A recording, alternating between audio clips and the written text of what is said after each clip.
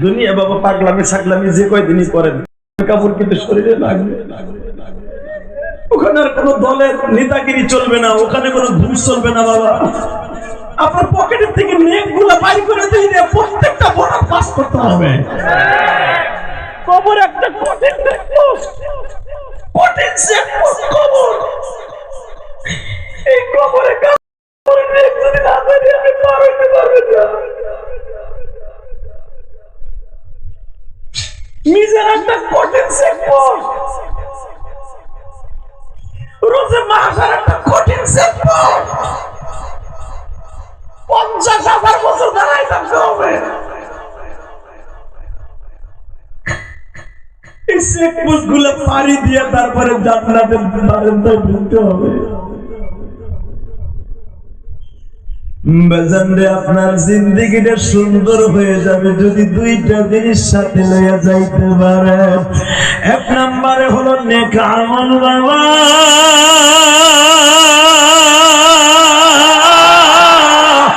দুই নম্বরে আমার নবীর প্রেম।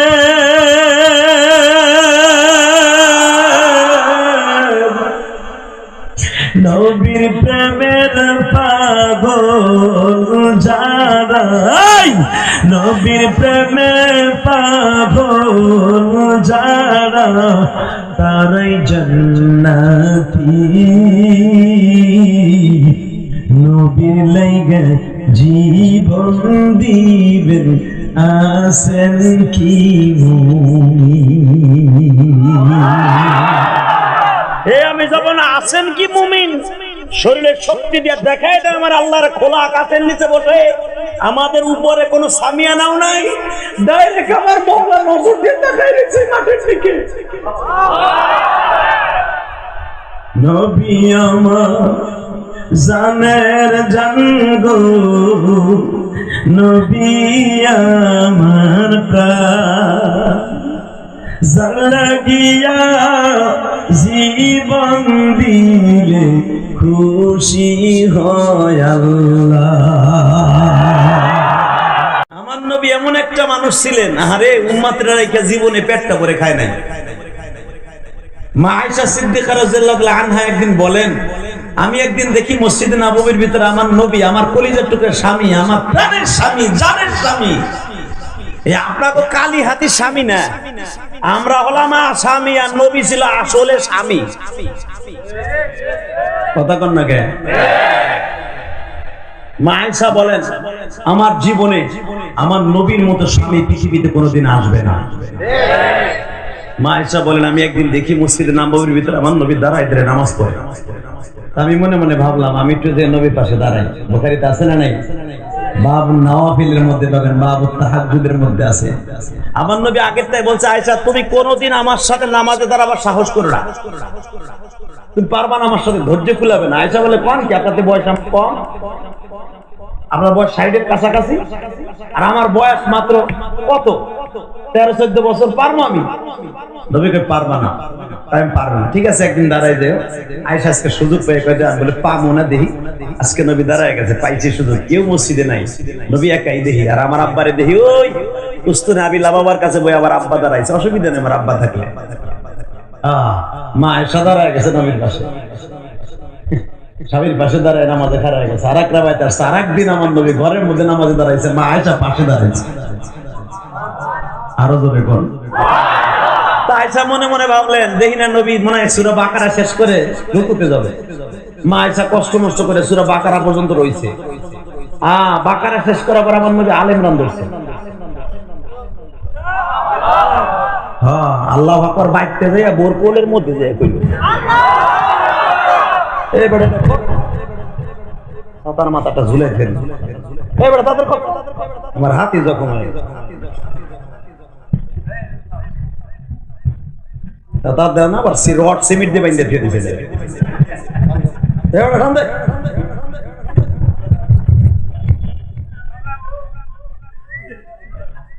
আলহামদুলিল্লাহ বলেন। সামনের চেয়ারে ফেলে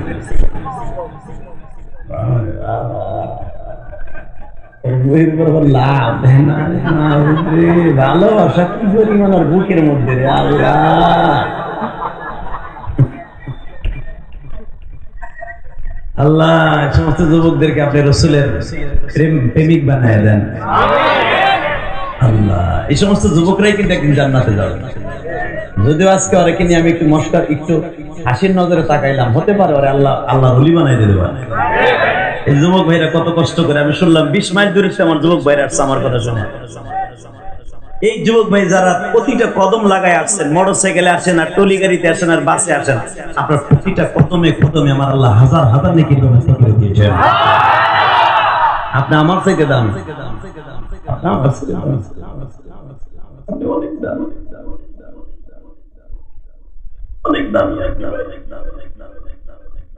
যেই জামানায় আল্লাহ এবং আল্লাহ রসুলের থেকে মানুষ দূরে থাকে আর আপনার আল্লাহ আল্লাহ রসুলের কথা শোনার লেগে আছে, আপনার ছেলে দামি আর কে থাকতে পারে?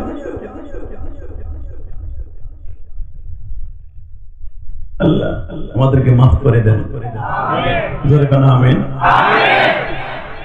দুনিয়া বাবা পাগলামি ছাগলামি যে কয়দিনই করেন, কাফনের কাপড় কিন্তু শরীরে লাগবে। ওখানে আর কোনো দলের নেতাগিরি চলবে না, ওখানে কোনো ঘুষ চলবে না বাবা।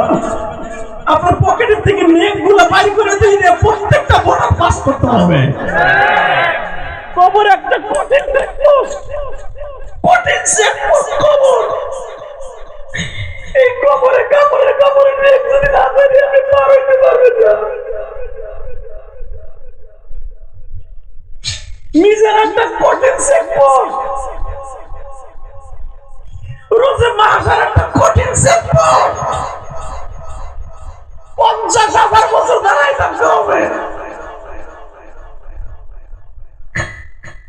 এই চেকপোস্ট গুলো পাড়ি দিয়ে তারপরে জান্নাতের বারান্দায় ঢুকতে হবে।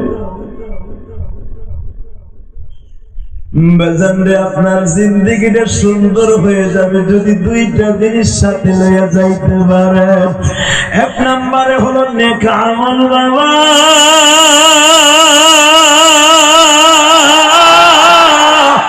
দুই নম্বরে আমার নবীর প্রেম,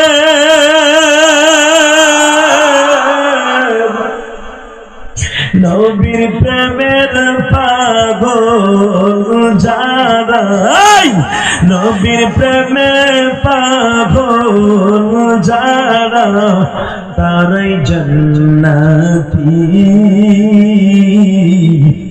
নবীর লাইগা জীবন দিবেন আছেন কি মুমিন। আমি যাব না, আছেন কি মুমিন? শরীরের শক্তি দিয়ে দেখায় দেয় আমার আল্লাহর খোলা আকাশের নিচে বসে, আমাদের উপরে কোনো সামিয়ানাও নাই, ডাইরেক্ট আমার মওলা নজর দিয়ে দেখায় দিচ্ছে মাঠের দিকে। নবী আমার জানের জানগো, নবী আমার প্রাণ, জান লাগিয়া জীবন দিলে খুশি হয় আল্লাহ। আমার নবীর জন্য জীবন দিতে রাজি আছেন না নাই? আছেন না নাই? যদি কখনো দরকার হয় এই বিল বাবুরের মাদ্রাসার মাঠে বসে আওয়াজ দাও, কালীহাতির দিকে আওয়াজ দাও, টাঙ্গাইল সদর থেকে আওয়াজ দাও, ঘাটাইল থেকে আওয়াজ দাও, বুয়াপুর থেকে আওয়াজ দাও, সারা পৃথিবী থেকে আওয়াজ দাও। কোন নাস্তিক যদি আমার চরিত্র নিয়ে কথা বলে মেনে নিব, বাবার চরিত্র নিয়ে কথা বললে মেনে নিব, সানোয়ার সাহেবের চরিত্র নিয়ে কথা বললে মেনে নিব, নবীর চরিত্র নিয়ে কথা বললে ওরে জায়গায় পুঁতে ফেলবো। আল্লাহকে দুহাত তুলে দেখায়।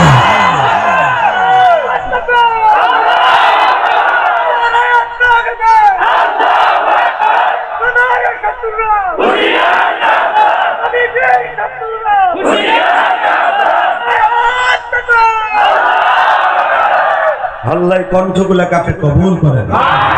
আর আমিন। এই মুসলমানের পোলা, কে বলছে আপনি জাহান্নামে যাবেন? আপনি জান্নাতে যাবেন। কোন মুসলমান জাহান্নামে যাবে না, এই কেন চলে? কোন মুসলমান জাহান্নামে যাবে না। যদি আমাকে আল্লাহ জাহান্নামী দেয়, 6.5 কোটি মানুষের মধ্যে মাত্র 250 কোটি মুসলমান, বাকিটা তো ওই জান্নাত বানাইছে কার লাগি? আর আল্লাহ নিজের কথা, মুসলমান ছাড়া জান্নাতে কেউ যাবে না। কাগজ লেগে বানাইছে আল্লাহ, এত বড় জান্নাত কাগজ লেগে বানাইছে। আমার মন বলে কোন মুসলমানের সন্তান জাহান্নামে যাবে না ভাই। বড় আশা লই আজকে আমার আল্লাহর দুই ফোঁটা পানি দিয়ে তারপরে মাঠ ছেড়ে যা। আমি খোদার কসম করে বলতে পারি ইনশাআল্লাহ তোর চোখের পানিতে তোর প্রথম চেকপোস্ট, কবরের চেকপোস্ট আল্লাহ পার করাই দিবে। প্রথম চেকপোস্ট যদি কেউ পার হয়ে যায় সব জায়গায় সে পার হয়ে যাবে বাবা। তাহলে আবার নবীর চেয়ে সুন্দর চরিত্রের মানুষ কেউ আছে? জোরে বলে, আরো জোরে। মা আয়েশা বলেন আমি সাহস করে দাঁড়াইলাম, আলে ইমরান শেষ হয়, মনে করছে আলে ইমরান শেষ হয়ে নবীর উপরে যাবে। আবার নবী পরের সূরা ধরছে, ধরতে ধরতে নবী 15 পারার কাছাকাছি গেছে। আমি আয়েশা বেহুশে পড়ে, আমার নবীর আমি দেখছি 2 রাকাত নামাজে পুরা কোরআন শরীফ শেষ করছে। যতটুকু আয়াত নাযিল হয়েছে পুরা আয়াত নবী নামাজে শেষ করছে। মা আয়েশা বলেন নামাজ শেষ করার পর এখন আপনি কানবেন, এটা আমার বাপের বানানো কথা না। মা আয়েশা থেকে বর্ণিত, আয়েশা বলেন আমি দৌড়ে আবার নবীর কাছে গেলাম। আমি আয়েশা তো কম বয়সের মহিলা, তাই পড়ে গেলাম। দেখি আমার নবীর পায়ের অবস্থা কি, দেখি আমার নবীর পা দুইটা কলার থলের মতো মোটা হয়ে গেছে। আমি আয়েশা আমার কলিজার টুকরা নবীর বুকের মধ্যে মাথা ঠেকাইয়া ছোট্ট বাচ্চার মতো ফোপায়া ফোপায়া কাঁদতেছিলাম আর বলতেছিলাম নবীজি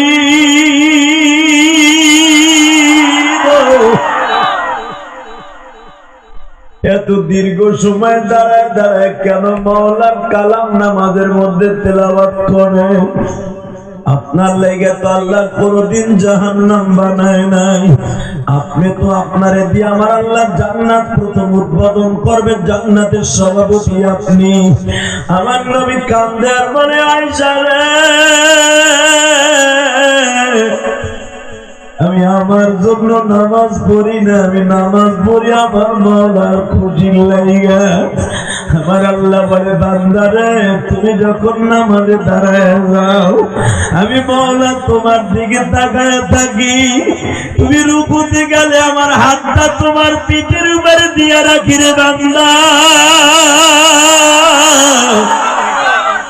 তুমি সিজদায় গেলে আমার পাও দুইটা তোর কপালের নিচে দিয়ে রাখি। আয়েশা যখন আমি আলহামদুলিল্লাহি রাব্বিল আলামিন আর রহমানির রহিম আয়েশা আমি যখন সূরা ফাতিহা থেকে তেলাওয়াত আরম্ভ করিয়া দেই আমার আল্লাহ চেয়ার পাইতা আমার সামনে বসে, আমি তেলাওয়াত করি আমার আল্লাহ মুস্কি মুস্কি হাসে।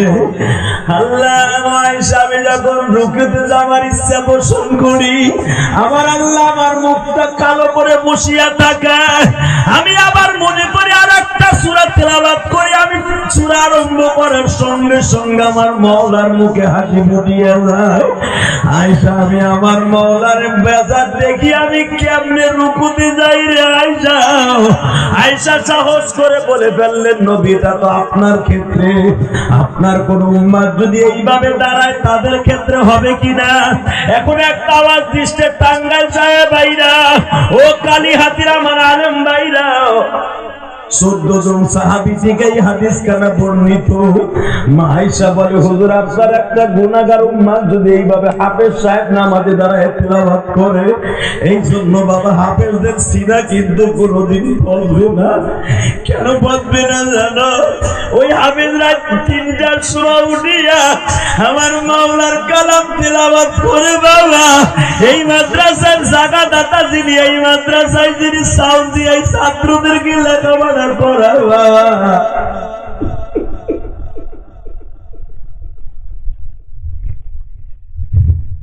তাই 3টার সময় আসিয়া দেখো এতিমের সন্তান গুলা, গরিবের সন্তান গুলি রাত 3টার সময় উঠি আমার মাওলার কোরআনকে মুখিয়া বলে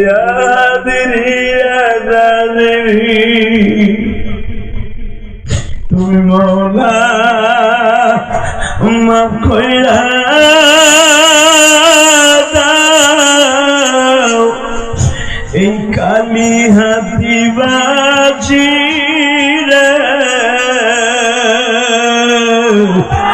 কত কষ্ট করে তারা মোদের পাল্টাছে বাজান রাত ৩টার সময় উঠে এই মাদ্রাসার ছাত্রগুলা আমার মাওলার কালাম যখন তেলাওয়াত করে গো আমার আল্লাহ চেয়ার পাইটা বয়া ঠিক থাকতে পারে না ওই কোরআনের হাফেজ যখন ঝুলিয়া ঝুলিয়া পড়ে গো বাবা আমার আল্লাহর কণ্ঠটাও চলতে থাকে আর বলতে থাকে আমার আল্লাহ হাফেজরে বলতে থাকে তোদের দেশের এমপি মন্ত্রী মেম্বার চেয়ারম্যানরা ঘুমায় তুই ছোট্ট একটা বাচ্চা আমার মা আমি মাওলার কালাম তেলাওয়াত করিয়া জিন্দা রাখতাছ তোর কালামের বরকত ওই কালীহাতি না টাঙ্গাইল ঘাটাইল না গোপালগঞ্জ মানিকগঞ্জ কিশোরগঞ্জ না সারা পৃথিবীতে আমি রহমত নাযিল আল্লাহু আকবার জোরে বলো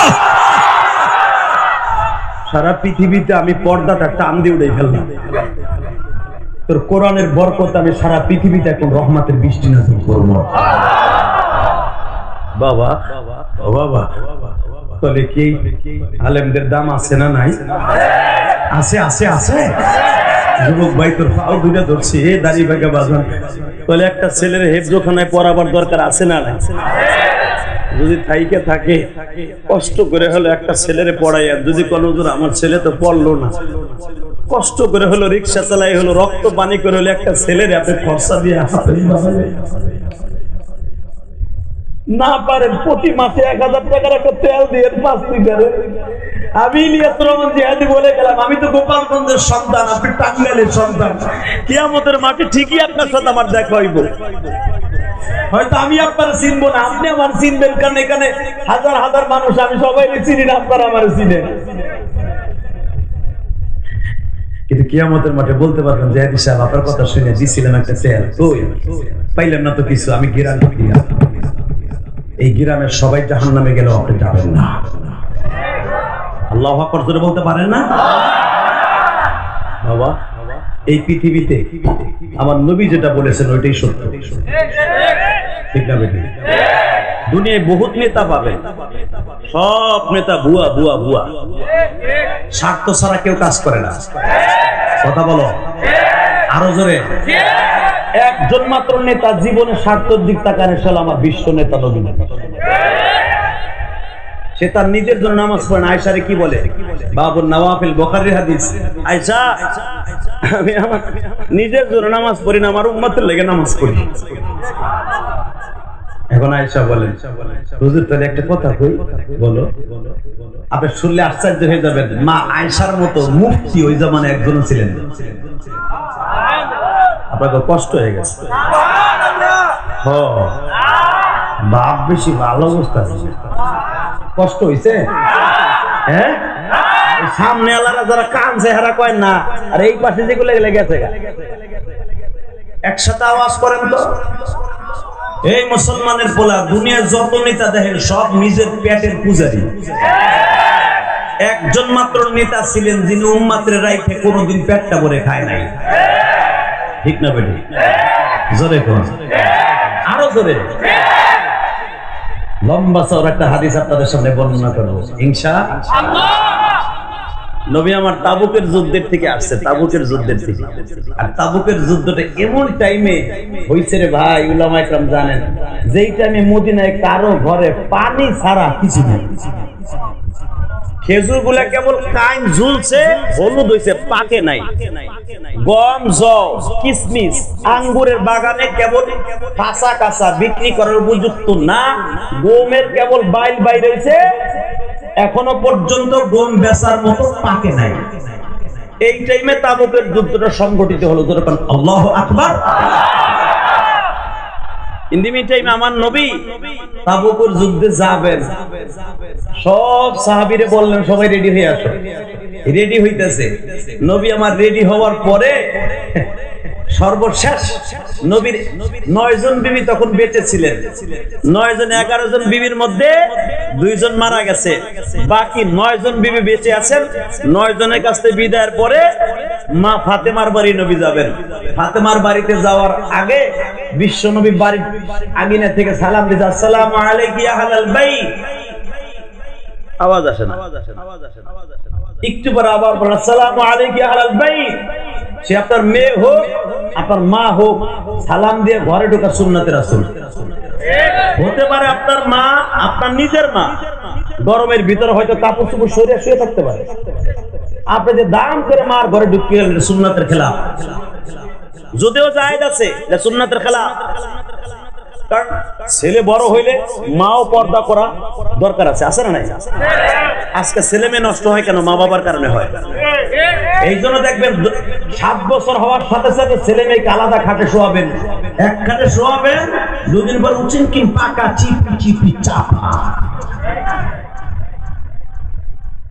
রাসূলের আদর্শ কত সুন্দর আদর্শ দেখছেন। লাকাদ কানা লাকুম ফি রাসূলিল্লাহি উসওয়াতুন হাসানাহ। নবীর আদর্শ মানবেন, জিন্দেগি সুন্দর পাবেন, ঠিক না? নবীর আদর্শ মানবেন না, পোলাপান উচিন কি পাকা চিপি চাপা হইব।